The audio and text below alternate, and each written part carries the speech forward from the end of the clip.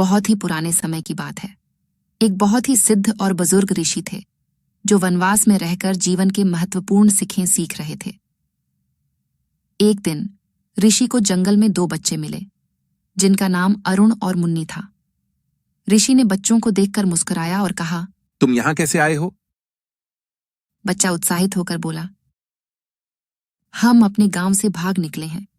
हमने सुना है कि आप यहाँ बहुत कुछ सिखा सकते हैं। ऋषि ने मुस्कुराकर कहा, आओ, तुम्हें बहुत कुछ सिखाऊंगा, लेकिन इसमें मेहनत और समर्पण की आवश्यकता होगी। बच्चों ने सहमी हुई निगाहों से हाँ कहा और उनके साथ रहने का निर्णय किया। दोनों बच्चे और ऋषि ने मिलकर जंगल की अनजानी राहों की ओर बढ़ना शुरू किया।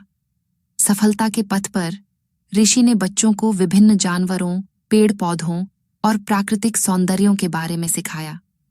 उन्होंने बच्चों को बताया कि जीवन में हमें सब कुछ सीखने का अवसर होता है, हर कदम हमें कुछ नया सिखाता है। एक दिन जंगल में चलते हुए वे एक बड़े से पेड़ के नीचे पहुंचे। ऋषि ने बच्चों से कहा, देखो, इस पेड़ के नीचे एक चीज छुपी हुई है जो तुम्हें बहुत कुछ सिखा सकती है। बच्ची ने कुछ ढूंढते हुए वहां एक पुरानी पुस्तक पाई। जब वह पुस्तक खोली तो वहां एक चिट्ठी थी जिसमें लिखा था, जीवन में सफलता और खुशी का असली अर्थ यह है कि हम अपने माँ बाप की सेवा करें और उनके साथ बने रहें। वे हमारे लिए हमेशा अच्छा चाहते हैं। फिर ऋषि ने बच्चों को कहा कि तुम अच्छे बच्चे हो, लेकिन मैं तुम्हें यह सिखाना चाहता हूं कि माँ बाप की सेवा करना कितना महत्वपूर्ण है।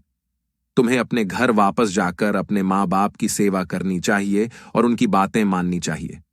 वे बच्चों को समझाते रहे कि सफलता का मतलब सिर्फ अपने लक्ष्यों को पूरा करना नहीं है, बल्कि माँ बाप की इच्छाओं को समझकर उनकी सेवा करना भी है। बच्चों ने ऋषि की बातों को गहराई से समझा और उनकी सीखों को अपनाया।